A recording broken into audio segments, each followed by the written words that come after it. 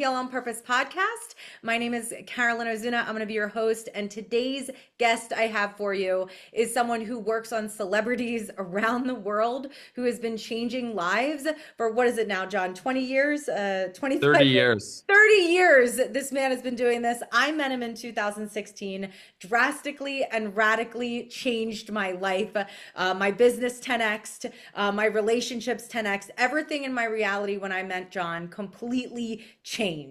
And so I'm very excited to bring him on so he can kind of bring some of his energy and somatic practices to us, because so many people in their lives are stuck and they're doing so many different healing modalities.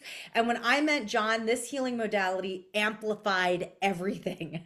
I'll never forget the first time John laid his hands on me and worked on me. John, do you remember how I was in a hotel room? He laid his hands on me and I just started screaming, "Oh my God, I know who I am and I know why I'm here." In fact, I screamed so loud that the hotel manager came to the door, knocked on the door, and they said, "We need to see a woman alive in here." And so I True story. remember. Yeah, this hotel security showed up and the hotel assistant manager showed up and they were like, permission to come in the room, make sure everything was okay.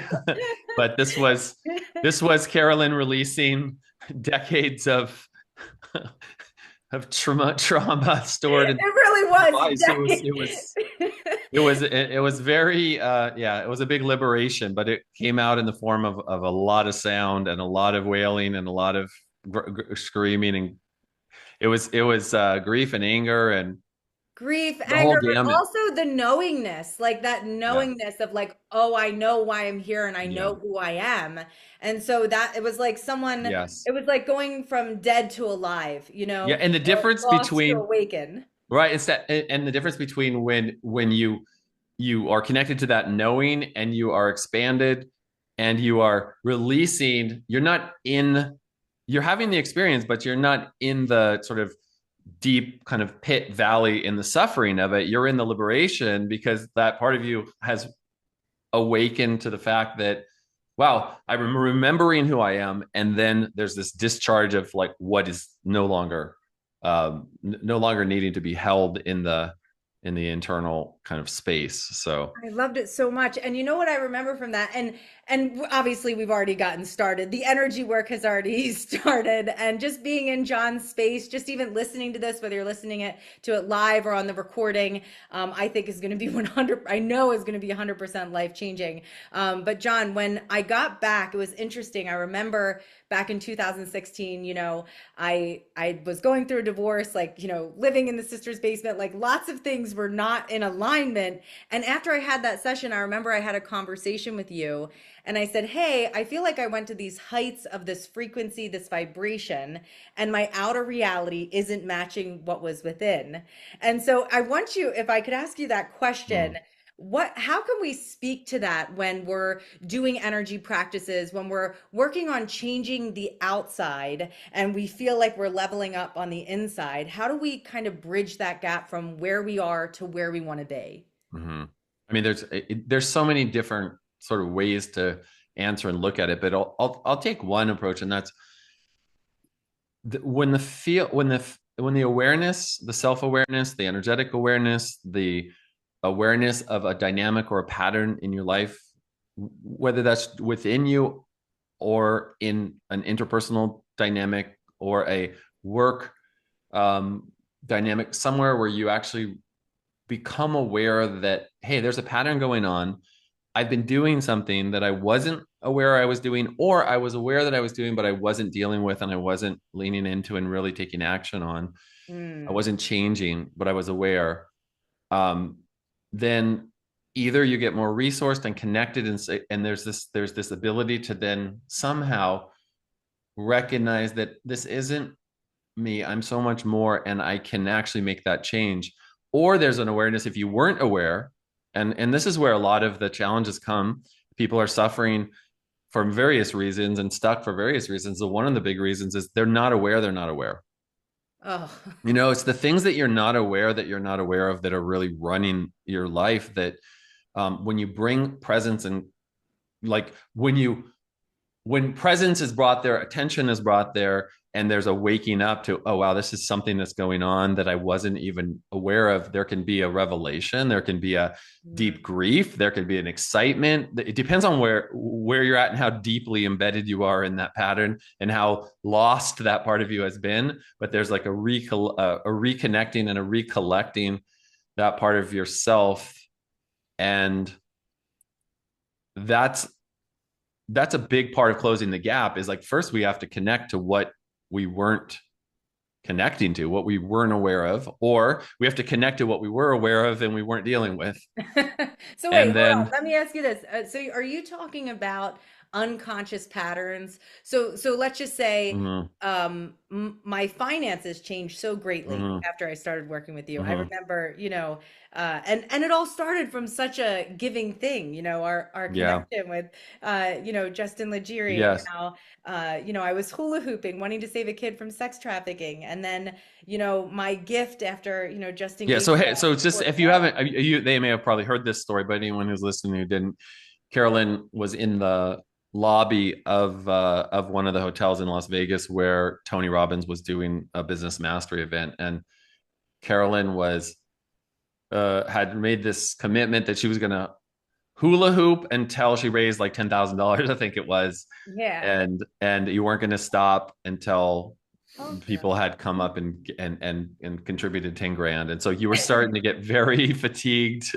I was. It was 2.5 hours in, and I was so fatigued. And man, I'll just never forget it. Justin Mm, saw me, and he came up to me, and he had four $1,000 because we were in Las Vegas. He had four $1,000 black chicks in his pocket. It was exactly what I needed to make 10K. And I know most of my clients don't know this. I'm actually a really good hula hooper, believe it or not, one of my special skills. And so he had four $1,000 black chips in his pocket. And he said, I was going to pay John with this, who was you. He's like, I'm on my way to go to a healing session. He's like, I'll just get more money. He's like, here, let's save a child. And I just lost it. I just broke down. And then after we saved this child, he said, you know what? I want to give to you. He's like, one of the people here work on the speakers. Would you like to get worked on by him? His name is Dr. John Amaral. And then I cried even more. I was like, yes, who is this person? mhm, And it was divine. Do you remember? I just yeah, walked in and I was like, yeah, we're supposed to work together. I was like, you're like, it was like a unicorn meeting a unicorn. mm. And Yeah, it was one of those crossroad moments where, a trajectory of a life just changes. So you were asking about, okay, so yeah, we so went my back to that, question and was then was the finances. So like, so finances, relationships. So you're saying to become aware of the unconscious patterns we're running. So I guess to change my finances, it was like I had to open up to a world greater than myself mm, almost. Like I stopped focusing on what I could get and I start focusing on what I could give. And it was like my finances just exploded. All of mhm, a sudden, this enthusiasm, this energy that wasn't there before came online. So my question is, mhm, how are you doing that with people? Like you've been on Netflix with Gwyneth Paltrow, mhm. you're working on speakers behind the scenes, you're doing magic. So I know there's science behind everything you're doing, but Yeah. I'm asking, like, okay, how do we become conscious to our unconscious patterns if we're not aware of them? And number two, then how do we change that? Mhm. Yeah, I mean, these are the questions of being a human, right? Yeah, Like exactly. coming incarnated into this body without a manual, and then having to find our way. So you, this is what the I would say that's the path of spiritual development, the path of personal development, the path of like wanting to improve, become more of who we can be, right? And I think if there's any interest at all in growing and evolving as a person, we're going to encounter those questions you're asking. It's like, how do I become aware of what I'm not aware of? And then once I'm aware, then how do I change those things? And so, the gravity, inertia is to stay the same and to be comfortable and certain, all those human needs that Tony talks about and that Maslow talked about in the hierarchy of human needs. It's like the need for certainty, the need to feel significant, the need, you have these needs, but certainty is a really high one for most people. And it's like, I would say that need for certainty is a very strong, um, I mean, it's very strong. It's very strong because it's a survival need. It connects to the lower energy centers. It connects to like being safe, secure, feeling secure, and nothing. And this is the kind of the paradox is that nothing outside of us is going to give us that really that sense of safety, except really, I would say divine source, God, higher power, right? However you view it, but some that we have to. This is this is the kind of the journey for all the teachers and the sages and the mystics for thousands and tens of thousands of years is that we don't have control over that which is existential, that outside of us that we just don't have control over, and the need for certainty and try to like control these things so that we're safe and that we're holding it all together is like that's held in the body, it's held in the energetic system, and that is what I think what you're describing when that shifts, when what we can find certainty in is that we're held by something higher, that Mm. there's grace that we invite in. That's when we just naturally, organically kind of open. And if you're holding on to a trapeze and you're swinging, trying to get to the next bar, and you're like, I got to get to the next place, and you've got so much fear and so much anxiety around holding on because of what could happen. I could fall. I don't know what's going to happen, what that's going to feel like. Then you don't open your hands to grab the bar. It's like it's about opening. It's not the grabbing the next thing, it's the opening so that the possibility, it can what will emerge when you open, you have no idea. You don't know what's going to happen, and that's the beauty of life, and that's the magic in life. But you also, it's scary. Yeah. It's scary to be in that place of opening, unless you have a taste, even a morsel of grace that you're connected into. So the suffering is when you're like, if I open up though, it's all gonna, I don't know what's gonna happen, I might die. That is not that's what people are looping, and you're still in your mind, you're still in the like survival mode.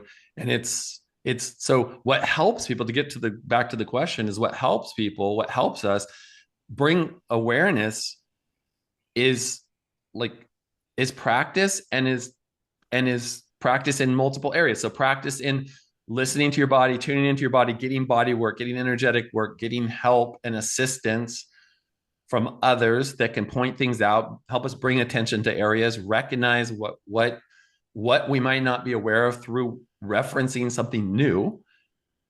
Hey, Carolyn, did you notice that this area is different than this area of your body? You're like, oh, wow, I didn't even notice that.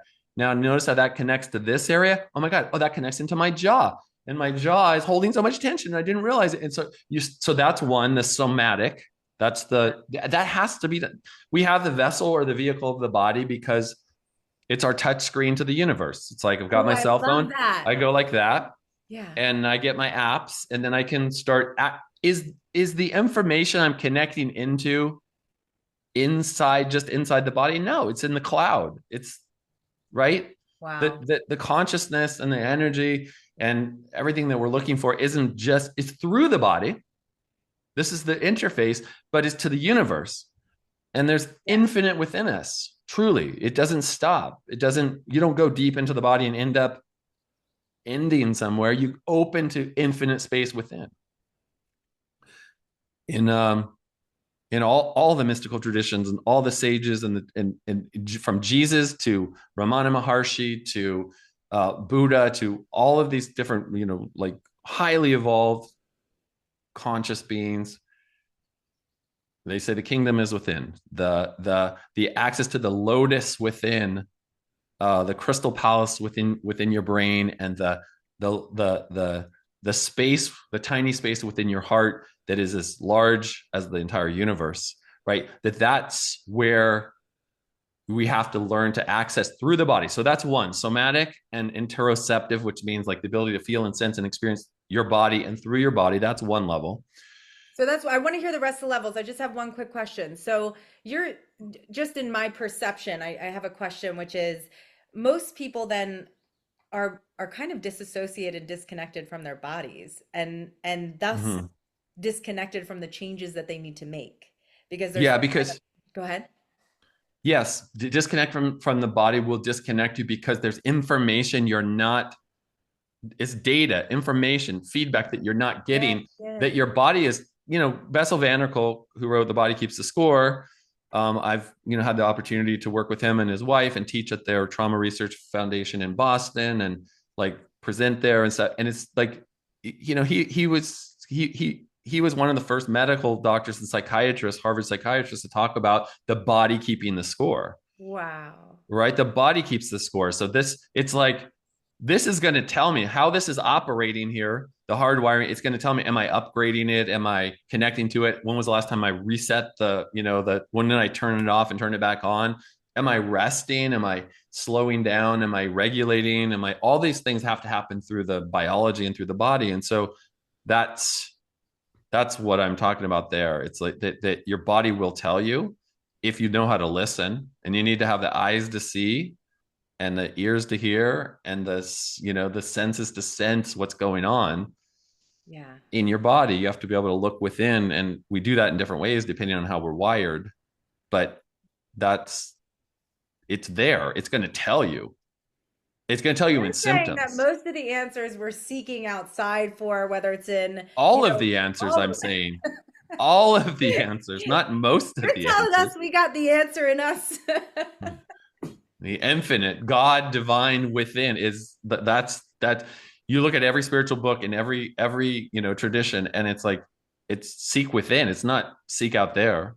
Mm, However, out there is also in here is also out there, because it's a toroidal universe. It's like it unfolds back in itself in a like a Mobius loop, it's called, where the inside is the outside is the inside. There, it's all one.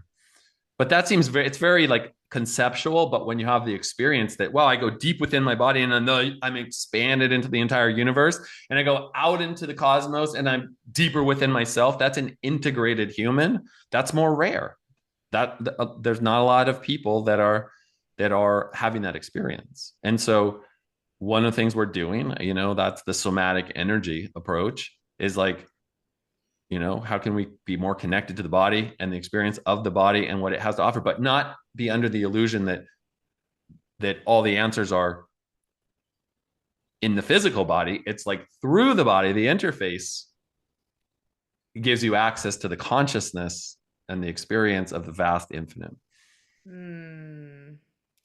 Oh my gosh, I love that. Who's like in trance? I'm in trance by John. I could just listen to John. I could listen to you all day long because I just feel like just listening to you, I feel my consciousness rising. And that's what this Heal on Purpose podcast, that's what these calls are all about, is rising our consciousness, right? Because as we raise it, that's going to support us in making the decisions we need to make. And so you said level one was your body. That's how one way to make changes, the somatic, like really getting the answers and the Mhm. wisdom there. And then what was the other levels that you were talking So there's somatic, and then you have the cognitive, about? Okay. right? So that's now we're in the realm of thoughts, beliefs, meanings, and this is all of the work around, if anyone's done, like, this is a very big swath of like Tony Robbins' work, and in just the world of therapeutic, which is also relational and Yeah. interpersonal relationships. But we're talking about beliefs, patterns. How do we deal? How do we recognize a thinking error? Oftentimes we need people to help us. Oh, wow, like it's not just a belief, it's a thinking error. That's not real. It's a distortion of reality, and the mind can only, it can either be, we're either referencing ourself and our wounds and our past and our identity, or we're referencing divine. Right? Mm. So is the mind in service of that which transcends the mind, or is the mind in service of the patterns and the history and the fears and the concerns and all those things? So then there's so much work we can do there. It's like, okay, well, I had this thinking error, I had this belief that I couldn't create, more abundance. I could hit a certain point, but that it just wasn't possible. It's too hard. I can't learn. It's like my mind doesn't sort of understand it. All those things. And it's like, that's a thinking error. And Mm. maybe you're not so great at it.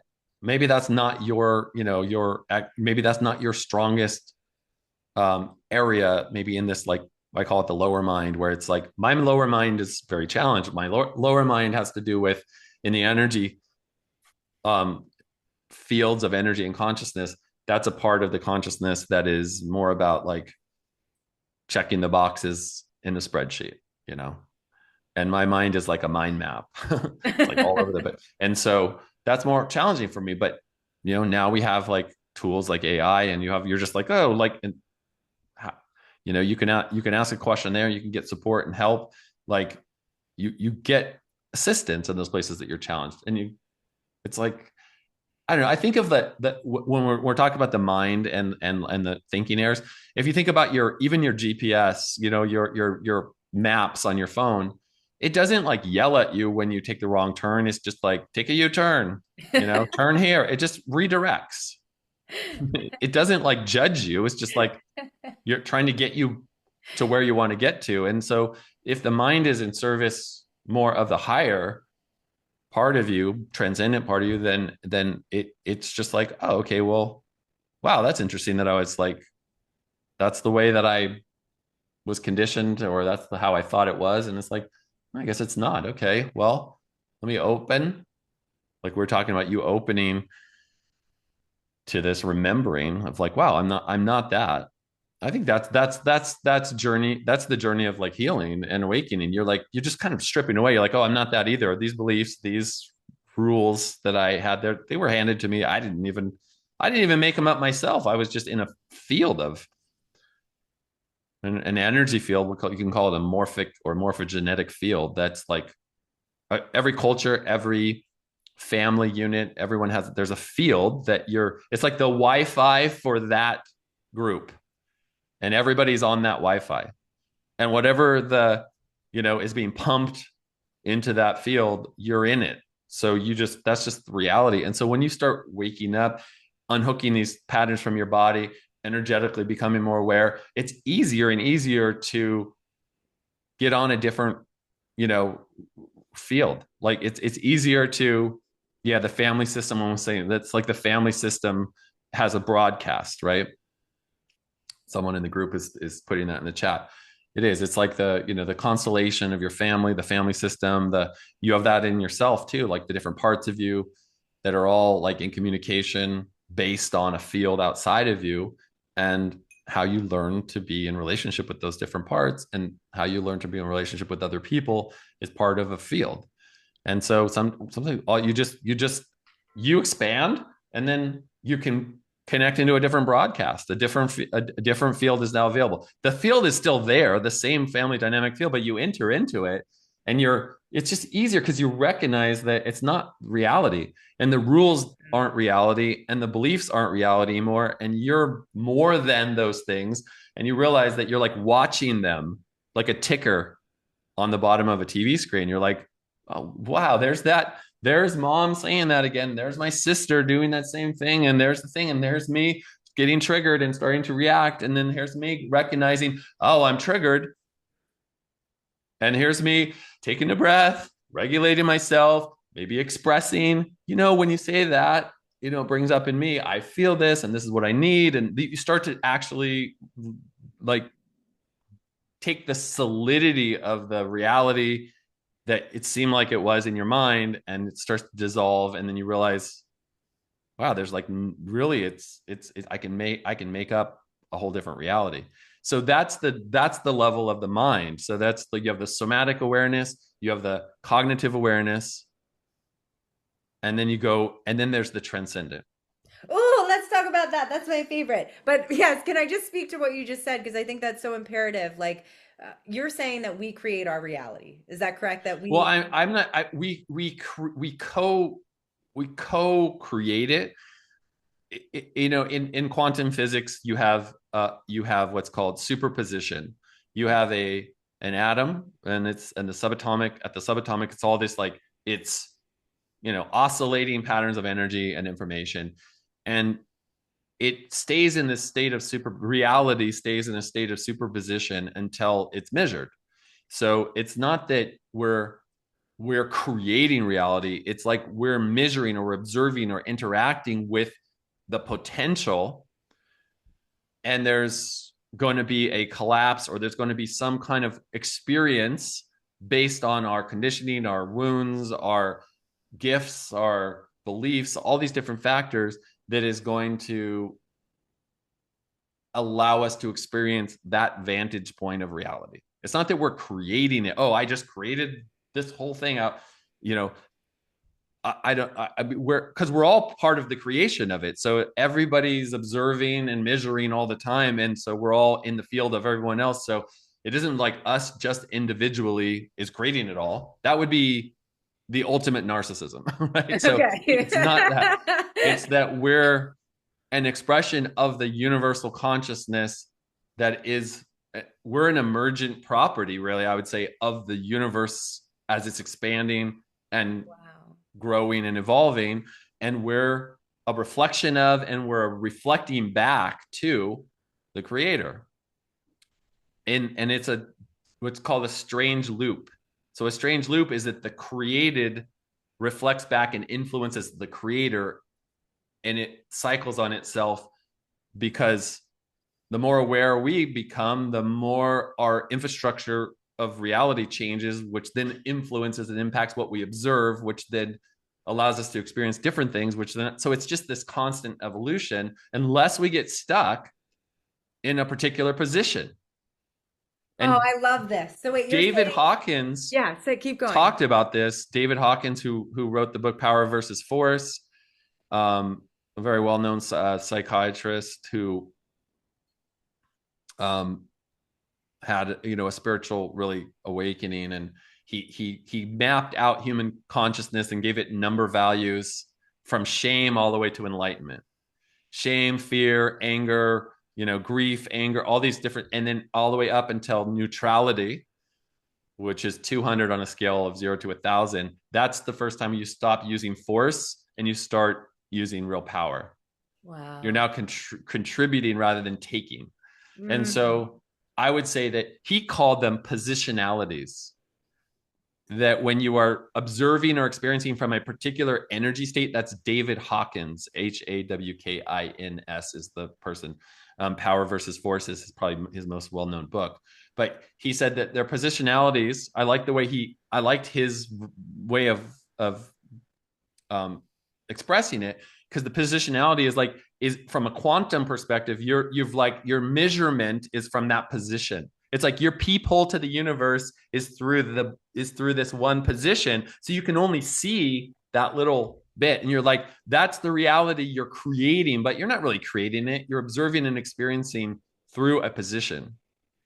Oh, I love this. I love that so much. So from a standpoint of, okay, I'd like to create something different in my finances, or I'd like to Mm-hmm, create something different in my business, because I know many people listening to this might want to take more action in their business, or mm-hmm, they might want to have more passion in their relationships, or they might want to heal something physical. mm-hmm, So from that standpoint of being able to heal anything, mm-hmm. you're saying, because this is really powerful stuff, I want to make sure people are picking up what you're laying down, smoother than the cream cheese on my bagel, is that I can see a position, and the way I observe it is actually going to change my position around it, my actions around it, my thoughts around it, my beliefs around it. Is that what you're saying? Can you explain more to Yeah, that? I'm saying that the position, in a way, the vantage point is going to be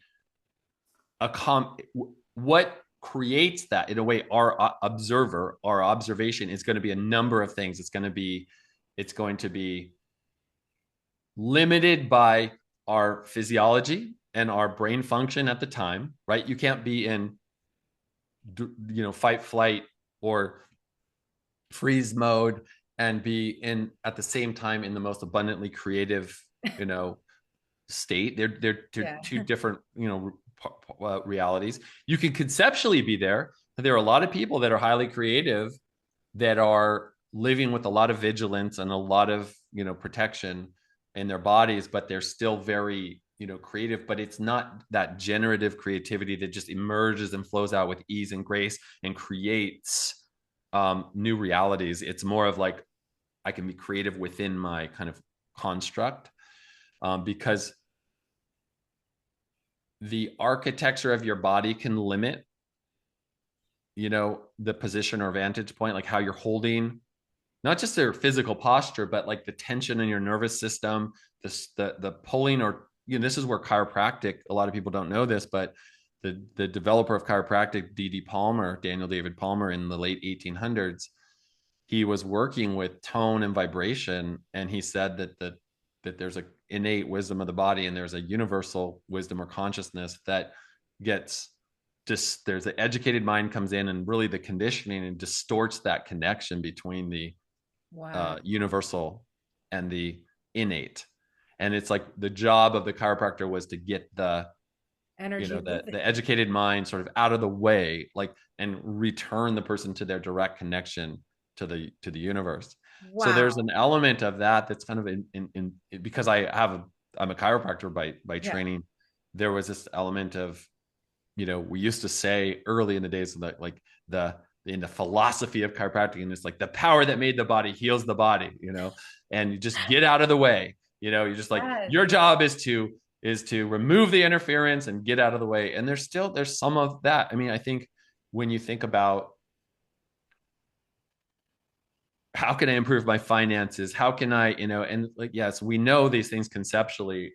Yeah, serving people, adding value, but people can do that and not make more money. They can be helping a lot of people and not make more money. So it's like, um, is the objective or goal, um, to make more money going to be kind of, delivered on by, is it going to, is that going to happen for everyone? Make so much more money that I'm wildly abundant and I can have giant houses and yachts and all that stuff for everyone? It's not, because how do we know how much we're supposed to make and have and all that stuff? It's like, what if we go to more of the higher, to the universal, and say like, look, I would really prefer to have a lot more money, like abundantly flowing, more than I can even know what to do with.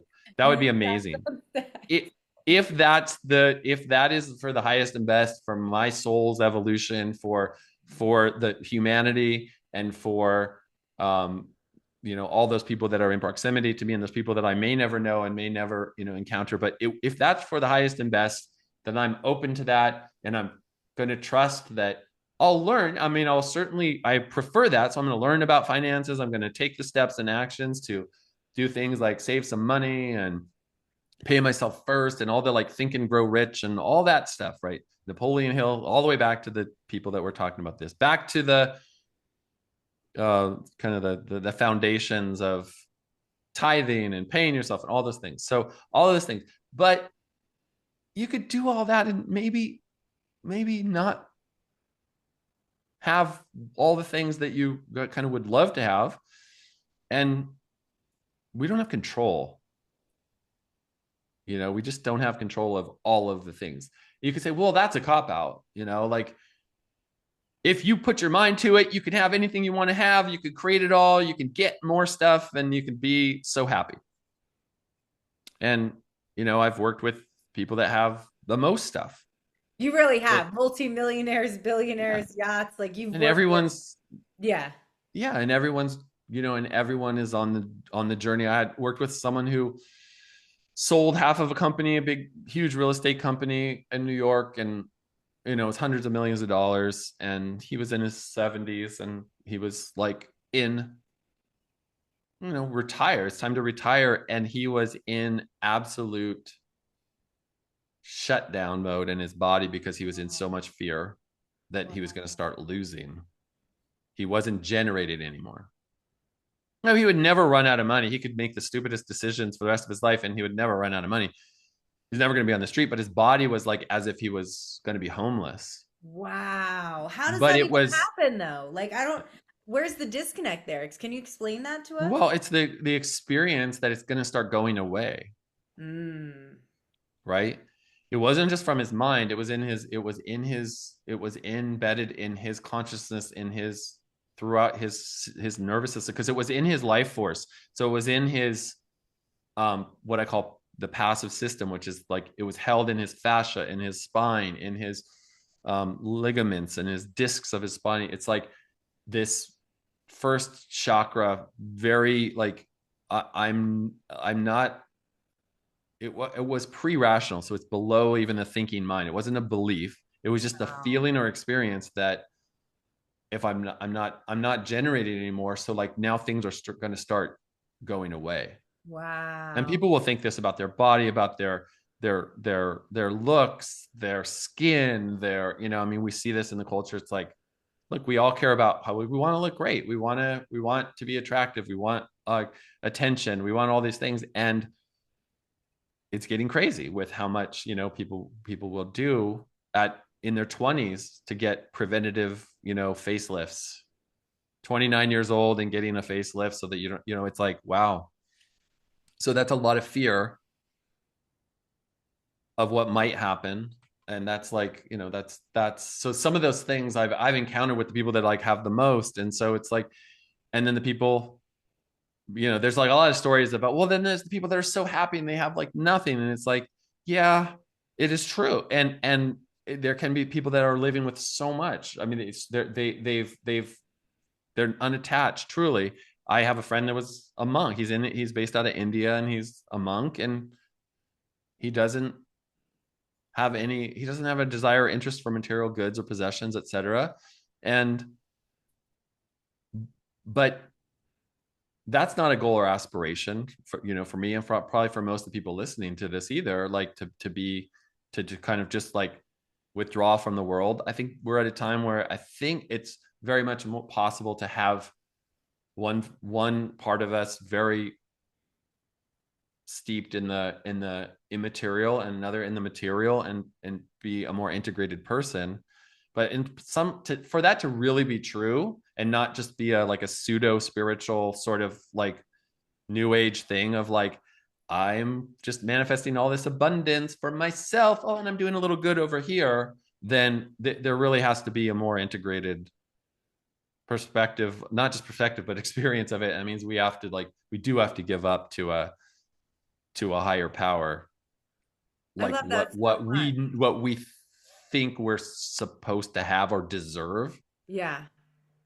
you Yeah, know. absolutely. And there's so many studies on that too. You know, that Stanford or Harvard study, whatever it was the longest running study, 75 years they did it. And they thought money, accolades, intelligence, all these things were going to be the exact thing that was going to give them, Mhm. the happiness and the health in their life. But it was actually the quality of their relationships. Yes. And that was the thing that made them most happy. And so I love what you're saying, that we can have these goals we can want to create, but you're saying, just so we can kind of integrate everything together, is like our control on like, okay, I need to make this much or I'm not enough, or I need to look this way or I'm not enough, or my body needs to be in perfect health or don't feel good, or Hmm. whatever it is. We're kind of creating this mind myth that a reality over there exists that we're not living, we're missing out on, whatever it is. You're saying to kind of let go of control of that, and kind of really deeply, like connect, like what you're saying is to connect into the universe and kind of let go so we can Yeah. grab that other Well, trapped piece that's of the opening, and we really can't just let go like that when we're because from within the self. That's why. So it's like, okay, well, what can people do? People are like, right. well, what are the 5 steps? What are the Yeah. different practices people can do? And it's like, well, it's a dedication to one. It's like like really getting to know the vehicle of your body, and really developing a relationship with your body that's kind and compassionate, curious. There's so much shame, there's so much self-loathing, there's so much that people beat themselves up and are just so dysmorphic with their body. And it's just like there's no real peace through the body, because the body's never enough, they're not enough. If their body was like this, then they would be lovable. All those kind of things are so rampant, and they're getting only escalated more. Yeah. But this has been, the case for a really long, you know forever. It's like what we have and how we look and all that. So it's starting to disassemble some of the anxiety and the distress around having to be perfect and having to be, um, you know, all the things that we have to be according to culture and society in order to be enough. So that, Mm. Tony would talk about this. I know there's this a big Tony Robbins community that tunes in too to you. He's talking about, um, you know, what are the biggest fears? It's like, I'm not enough and I'm not lovable, and so from the self with a small s, there's no way we're ever going to be able to let go and trust. So there has to be some kind of transcendent, there has to be some kind of opening to something that is beyond the mind for grace Mm. to peek in a little bit, and so that's some kind of spiritual practice, whether that's meditation, whether that's walking in nature, where you just connect, you look at the magic and the mystical, and you go, wow, awe and curiosity, stopping and paying attention, just so simple, right? um but yet we don't do it because we're too busy stressing out about how we're going to get the next client or whatever it is that we're trying to do. And so you slow down, you take a breath, you reconnect, you feel your heart. Am I in my heart? Am I totally, is this offline? Am I coming totally from my head? um what's going on? Where am I here? And then having some kind of practice to open to whether that's prayer, whether that's meditation, whether that's a group you're part of, where you connect in, and you can, where somewhere where you have and this is very, it's not very common, where people have enough safety, they feel safe enough with a group of people, of peers, or of even one confidant, one person that they talk to, or a therapist, or someone where they can talk to about what they're actually feeling and what they're actually needing. Right? It's like, what am I feeling? I'm really scared. I'm really ashamed. I shouldn't be feeling the things and thinking the things that I'm thinking, because, like, for sure I'm not enough. I must be the only one, going through this. And it's like that fear, that illusion of that isolation that people do. We learn that because we're abused as children, we're emotionally neglected, we're all the different things that happen, and then we just learn, I got to do this myself. I got to figure it out. I gotta get through this myself. I'll do my spiritual practice. I'll do my whatever. But it's like, I gotta. I can't. It's shame that drives so much of that. And so that's one of the things that, like, when people start to connect and they start to feel, and they can start to be more revealed, and then there was a safe enough container that somebody can get somebody there to acknowledge and be with them, and they can. I say, I see you, and you're even in your mess, even in the hot mess that you are, you're still lovable. Oh, I love that so much. That's so hot. In such a beautiful way. I love you. You're a beautiful mess. That's Yeah, such a beautiful thing to it's say. so fucked up. I mean, that's what sometimes people need to hear. Yeah, you are a hot mess. You probably are the most messed up person in the world in this moment, and allowing ourselves to feel that and actually acknowledge that when ourselves, and other than, what happens is that people, they try to do all the affirmations and stuff, and they're like, I'm generating wealth. I have all the stuff that I want. And you're like, what you feel inside is, oh my God, it's never going to work for me. I'm a wreck. I can't do this, and it's all going to fall apart. And look at all these other people that are in this group with me, or in this whatever it is that is part of the society or culture. Yeah. And it's like, it's easy for them. Look at them, like, and all of that. And instead of just trying to, like, use the cognitive and just, like, okay, I'm going to just come up with a new belief, an affirmation, I'm going to say it until I believe it. you know you can just say, I don't know, I feel like I can't do this, and just cry, and just be like, I think I guess I just suck, it feels so sucky. And it's like, that's not, people are afraid they're going to get stuck there. And that's why most people don't feel, right? And like in Right. my experience in doing this for a long time too, I feel like I've heard people say this before, I can't go there or I'll drown or I'll stay. They feel like Yeah. they'll feel that feeling forever. Right. Yeah, it's a paradox. As soon as you're with what is, it changes. Oh, I love it. That I don't know if everyone listening understands how profound it is what you just said, because so many spiritual gurus teach that, is that it's only your Sadhana Guru talks about it's only our resistance that is keeping us from this constant consciousness that is Mhm. ever flowing within us. So you're saying accepting what is and like, okay, if you, all right, I feel like a mess, I'm procrastinating, whatever it is, I feel like I'm not enough, or I feel like I'm not further. You're saying just move into that feeling, and then by way of just being with it, then we shift out of it and it turns to something else. Being with it without, like, being fully with it, and at the same time, um, allowing an expression, right, through the body. That's the somatic part of it. The sound, the expression. People won't make a sound. They're conditioned to just hold it all and together. And sound and tone and vibration are how the emotional system discharges energy. So if you can connect Wow. and feel and wail and moan and move your body and let it actually move without judgment that you're trying to get something out. It's like, if you're just sitting there like, I got to get this out, I got to get it out, it's like, that's not what it is. I want to allow the emergence of, or allow the acceptance and the expression of what will, it will bubble up when you stop trying to make something better or different. So you have to, that's the paradox. You have to drop the agenda to make something better or different, which is the most challenging for an achiever. Because an achiever No is like, I'm going shit, to do John, this, really? and I'm going to do these exercises so that I can feel all my stuff, so that I can get to the place, so I can Where's get my that box? Where's whatever I the want, boxes right? I check? Yeah. We got this. Let's get this shit done. Yeah, let me get through this. And it's like, you're not with what is, like, so, but if you're really there, like, because an emotion and a quality, um it will pass quickly. Like, an actual emotion doesn't last for a long time. It's just Mm, usually seconds, maybe a minute would be a long time. You could be crying, but like the actual connection when you actually feel what wasn't being felt is really usually, it's like, it kind of surprises you often. You're working on something, and then all of a sudden you get to the real depth of what's really going on, and you just find yourself crying, or you find yourself laughing, or you find yourself growling, and you're like, wow, I didn't even, for a lot of people, some people really know, they're really connected emotionally. I would yeah, say the majority of people aren't very, strongly attuned to what they're feeling within. They might feel other people and what other people are feeling more yeah, than they feel them, what they're feeling themselves.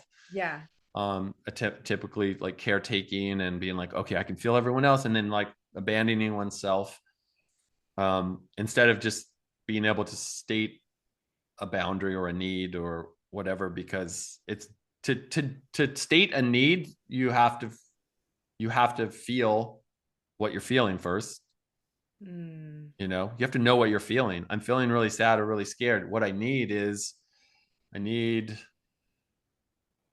I need some attention. What kind of attention? I'm realizing I'm not feeling protected. Okay, well, I need to ask for what would help me feel protected, right? You start to like get to, then you can start to get into the cognitive, like, and you can engage your mind, and then you could say, well, okay, I'm looking outside myself to feel protected. There's certain things that I can ask for, but ultimately, the things you have to identify are the things that I'm wanting protection about, things that are really only going to result in peace if I give it up to in a way, the protection of a higher power. Because ooh, someone can't provide all of these lists of things that I feel like I need, but mm, I can ask for, and like, but in order to ask for certain things and to be able to, like, I feel this, you have to be connected to what you're feeling.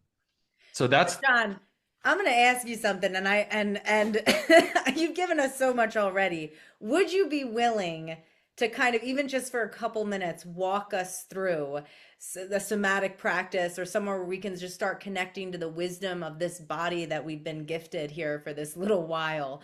I know you're so good at that, mhm. and you just energetically are so incredible in that. And I wanted this to just be so special, and it's already, I just feel like crying my eyes out. I'm just so grateful for you. You are just such a gift. Would you be willing to walk us through Yeah. just a little So, exercise? yeah, so let's just take a moment. Like, I think, so many times we're in our heads. I mean, like, majority of the time we're in our heads. And we have to really enter some kind of connection with our heart. We have to, this is the direction that always is the right direction from the head to the heart. Like when we say like I love you with all my heart, we don't say I love you with all my head, right? So That's if so we true. go into our heart, there are different ways that we could get there. So I'm gonna just, you can just take a moment right now to just sit while if you're listening to this and just kind of check in with yourself of like, oh, where am I? Well, what's the status of my heart right now? And well, what does that mean? The status of my heart? Is it, do I feel connected and present there? Is there energy there? Does it feel warm and inviting? Does it feel kind of distant or vacant or hard or dense? And there are different ways you can enter the space, the sacred space of your heart, the intimate like space of presence with your heart. Some people can go right there, you're already there. Sometimes it's more distant and more challenging to get access to. And so I'll go through a few ways that we can just see about entering the heart as we are sitting here or wherever you are right now. So one is you can follow, imagine a cylinder of energy above your head that's going all the way down through your brain, through your spine, and all the way down through your pelvic floor, that central channel of energy that is called the sushumna in the yogic tradition. And but it's the central channel of energy that runs beyond your body. And if you travel down through in your mind, just in your awareness, imagine going right into the center of your brain, and right in the center of your brain, behind your eyes, kind of back a little, if you think that where the sixth energy center is between the eyebrows, just on the kind of forehead, and you travel your awareness back through your eyebrows and you meet up with that cylinder that's coming down through the top of your head, right in the center of your brain, that's where your pineal gland sits.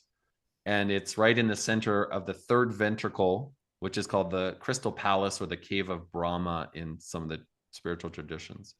And we're going to go to the pineal gland, which is a little about the size of your pinky fingernail, a little smaller.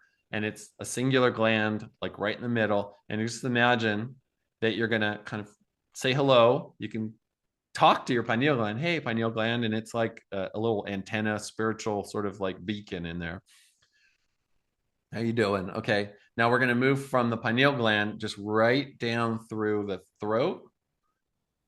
Kind of park there for a moment, pay attention to like the feeling, the quality in your throat. You're like inside that cylinder of energy, and you're going to go all the way down and right into your chest, and imagine just going right into your heart.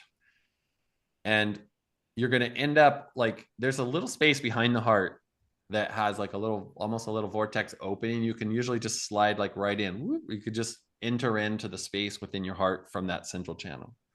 You're not in a small room. You open up into this vast expanse. It's just super open. And that's one way. So that's one way to get into the heart. Now, for not everybody, that's the way in. Some people, it's you go outside your body and you go out into the cosmos and you go out beyond the curvature of the earth and out beyond the moon, and you go way out and you go, oh, I'm out with the stars and the planets and I'm out here. And then there's a quality to the field of the heart that is, it's called a torus. So imagine like this funnel donut, like it's like a donut of energy that where it funnels in like a tornado funnels down through. It's a vortex that kind of unfolds around your body, and it vortexes through the front and back of your body, and it funnels back out behind you, and it wraps around you through the front and back. And that torus is, it's infinite. It's also measurable a few feet from the body with instruments. Um, it has like different qualities and properties to it, and you can enter your heart through that by imagining you're in this funnel of energy that is just kind of funneling down from out beyond your body, and then you travel or track that funnel right through the center of your heart, and you realize as you're passing through your heart that right in the center there's like this kind of space, this little like epicenter. It's a 0 point. And in that little epicenter is a vast, infinite sort of space that opens up. And you can travel your awareness out beyond and right through your body and out the other side. And you can go from behind your body right through and end up and pass through that little epicenter inside your heart. And you go right out through the front of your body and come out beyond again. Like you're threading a needle almost with like through this vortex that's going through the front and back. And that can bring some people into their heart.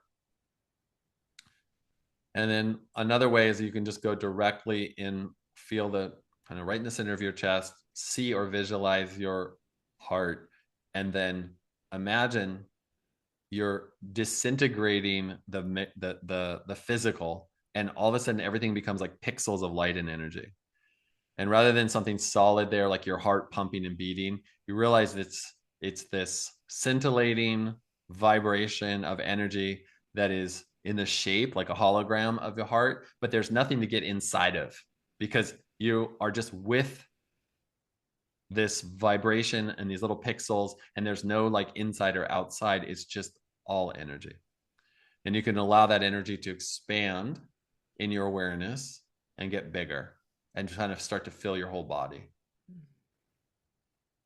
And take a breath. You let it out. And you can take your awareness of your heart, whether the energetic or the space or the vortex or the central channel that's running down through, bring that into the forefront and imagine, feel. It's not just imagination, it's really the imaginal realm. It's a real like realm. Allow yourself to notice that you can be outside your body in the field around you. Out, you could be several feet out, you could be 10 miles out, you can be light years out beyond your body. And at the same time, you can be present to and within that central channel and the space within your heart. At the same time, you can be inside the energetic and outside, because in the subtle body here, it's like distance and time just goes away. So see this architecture of your body all in light. The surface of your body, the skin, is a vibrating, like pixelated. Think of it like maybe a mesh, like a very fine cashmere sweater made of filaments of light. And then within that filament of light, that kind of covering, which is the skin made of light and energy, you have inside, you have all of these little channels and threads, which are the meridians and the energy channels running within. And then you have, even your bones are an architecture of light and energy. See them as more pixels of light rather than this hard, dense substance. And then take a breath in. And as you take a breath in, imagine the breath coming from every direction: above you, below you, behind you, in front of you, through your fingertips, through your chest, through your back of your body, through your glutes, through your legs, through the bottom of your feet. And as you breathe out, rather than breathing out through your mouth or your nose, just allow the breath and the energy to move out in every direction at once, like through all the cells of the body, because it's like porous, which it is porous. And as you breathe in again, allow all this energy to kind of wash in. It's like light and energy from the universe all around you, pouring in, coming through to your heart, and then washing back out on the exhale in every direction. And let the density and the boundaries and the barriers and the rigidity and the structure begin to melt and soften, so that it's like a liquid crystalline kind of fluid quality that's liquid light. And the illusion of separation, that you are separate from what you want, that something is out of reach, that something is locked or held within you that can't come out. Let all of that just begin to soften, and realize that there's nothing trapped inside of you that cannot flow through this very porous, expanded illusion of a boundary of your skin. And then there's nothing that is withheld from you that can't be received by pouring in through, as you breathe in, the pranic field, the energy field of the universe, through your crown, through your root, through your feet, through your palms, through your elbows, through your shoulders, through your belly button, through your chest, through your throat, and out in all directions at once.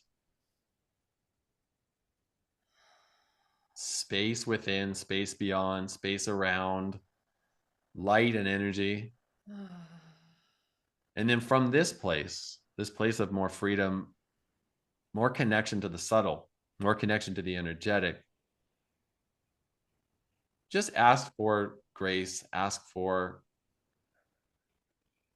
divine source, higher power, whatever God, whatever your orientation is there, to just bring peace,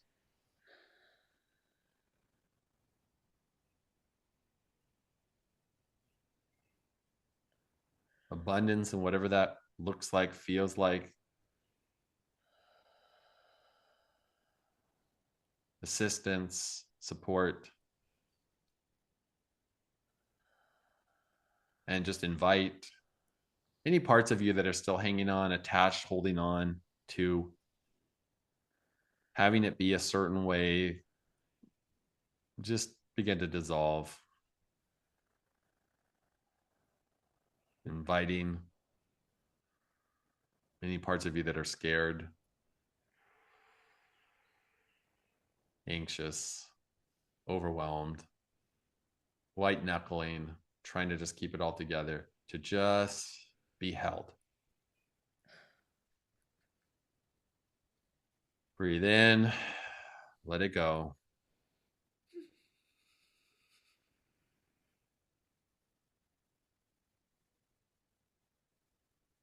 Just feel, sense, and know and remember your nature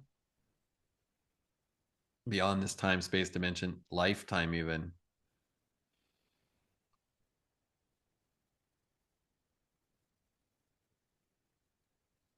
That this short time, this short adventure you're having in this particular life, in this particular body, may it be filled with grace, may it be filled with more ease, and maybe be filled with joy, and maybe filled with gratitude, and be filled with laughter, and be filled with acceptance of what is, and also let yourself, maybe ask for yourself, your being, your mind to be used for the highest and for the best.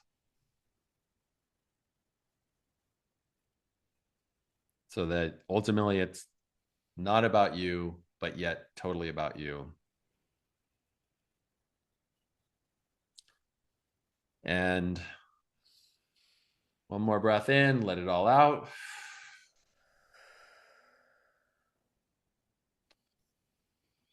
And as Meister Eckhart, the Christian mystic, once said, if the only prayer we ever said was thank you, that would be enough. So thank you. And come on back into this kind of 3D time space reality dimension, keeping an awareness then of that infrastructure, that architecture of light, of energy, of space, of possibility that's always there, always available. It's just an illusion that we collapse into this like dark, dense place. So we're opening back up and keeping that online. We can have both. We can have both happening. We can be in the body, we could be working out, we could be making money, we could be buying stuff, selling stuff, doing all that stuff. And at the same time, there's this awareness that's ever present. Oh my gosh, John, how are you guys feeling in the chat? Make sure to post in the inner circle your experiences. I'll snapshot this and send it to John. John, honestly, the only two words I have are thank you. This has just been such an incredible session. I just feel so renewed, so grateful. I will make sure that people know where to find you in your link. I will tag you, on Yeah. YouTube, on Instagram, on all the channels here. Is there anything else that, I mean, I'm totally blown away. I'm Well, sure everyone here is too. Is there anything else you would like to leave us with? You've given us so much. yeah, I mean, you and I have talked about this, but I created uh, this really past year, and we're still in the beta mode, but we have like over 500 people, approaching 600 people from all over the world right now that are in this somatic energy training that I'm doing online. There's 170 lessons already, and it's massive. It's like how to become a practitioner, or how to learn how to do this kind of work, or just for those curious people that want to learn how to work energetically. Um, um, that's something that I've been developing, and I'm really proud of like where it's at right now. Um, People from like almost it's over 40 countries now. It's really cool. Well, yeah, So I will post the link in the comments when I post this video, and then people will be able to go there. And I'll also post it in the inner circle and to all my private clients as well. amazing, and I'll give you a code so that anyone who's like coming through you can get a discount That's on it. So perfect. I would love um that. Thank you and so much.